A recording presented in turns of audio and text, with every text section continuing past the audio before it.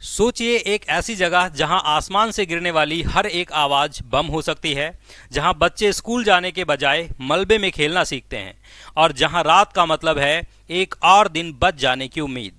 Gaza में ये रोज की सच्चाई है। लाखों लोग भूख, प्यास और डर के साए में जी रहे हैं और इसी हालात के बीच एक ऐसा फैसला लिया गया है जो इस जमीन के नक्शे को बदल सकता है और इसके लोगों की जिंदगी को भी। यह निर्णय दुनिया के लिए एक चेतावनी है और गाजा के लोगों के लिए एक नई त्रासदी का संकेत। इजराइल के प्रधानमंत्री बेंजामिन नेतन्याहू ने कहा है कि वे गाजा पट्टी पर पूरा सैन्य कंट्रोल लेना चाहते हैं, पर वे दावा करते हैं कि इसका स्थायी शासन उनकी मंशा नहीं है। लेकिन बड़ा सवाल यह है, क्या यह कब्जा नहीं की बात सचमुच शांति की राह खोलेगी या फिर ये संघर्ष को और ज्यादा बढ़ा देगी। साथ ही साथ में इजराइल की कैबिनेट ने गाजा सिटी पर कंट्रोल के प्रस्ताव को भी मंजूरी दे दी है। तो गाजा सिटी देखिए, ये रहा। गाजा सिटी पर कंट्रोल करना और पूरी की पूरी गाजा स्ट्रिप को कंट्रोल करना, ये सारी जो चीजें हुई हैं, इसकी अंतर्राष्ट्रीय स्तर पर प्रतिक्रियाएं बहुत तेज हो गई हैं।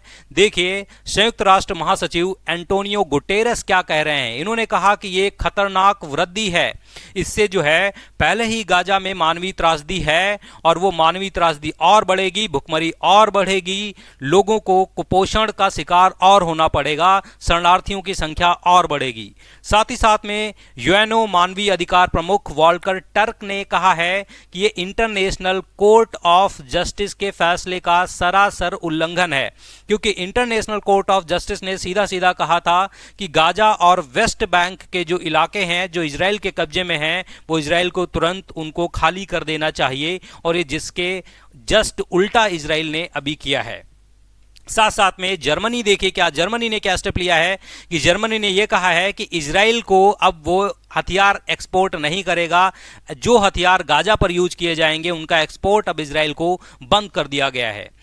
और अगर जो इजराइल के अंदर की बात करें तो इजराइल के अंदर देखिए, Israeli defence force chief of staff lieutenant general Eyal Zamir क्या कहते हैं। वो ये कहते हैं कि इस डिसीजन से जो हमास के पास इजराइल के बंधक हैं वो अब रिहा करवाने और ज़्यादा मुश्किल हो जाएंगे। ये एक डेथ ट्रैप है, ये एक जाल बन के रह गया है।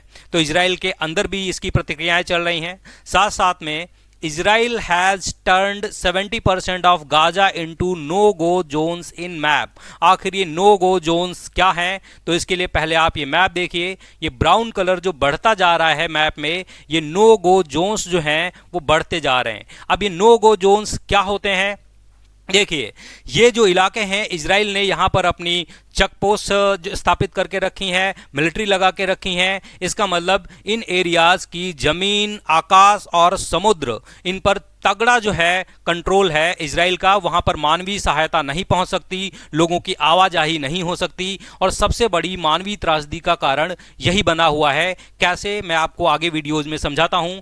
देखिए ये the head of the World Health Organization, और उन्होंने देखिए क्या कहा। ये सिर्फ जुलाई का आपके सामने डेटा है कि 5 साल से कम उम्र के जो बच्चे हैं, सिर्फ जुलाई का डेटा है, 12,000 बच्चे जो हैं वो अत्यधिक कुपोषण के शिकार हो चुके हैं।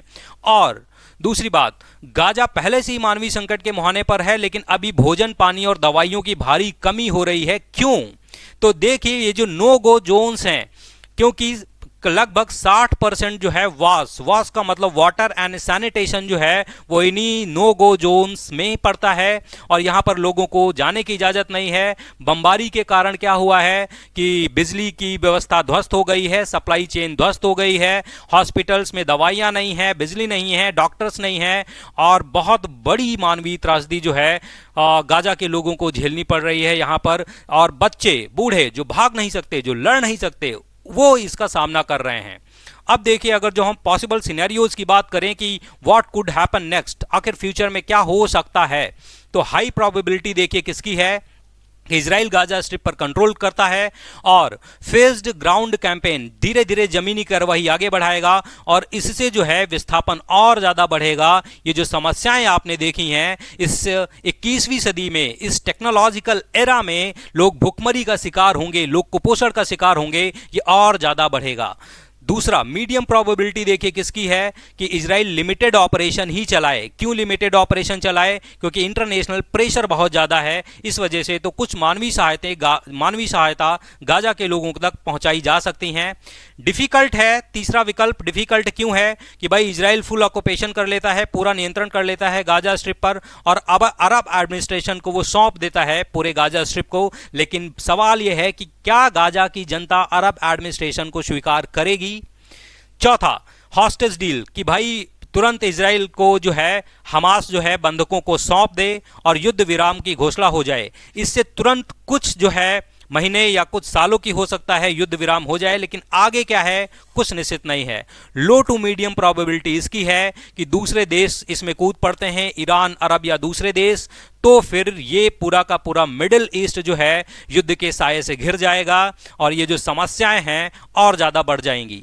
देखिए, इजराइल की अपनी चिंताएं हो सकती हैं बिल्कुल, लेकिन आज के युग में अगर जो आंख के बदले आपने आंख निकाल ली तो सारा वर्ल्ड अंधा हो जाएगा। इन मानवीय त्रासदियों को कहीं से अनदेखा नहीं किया जा सकता।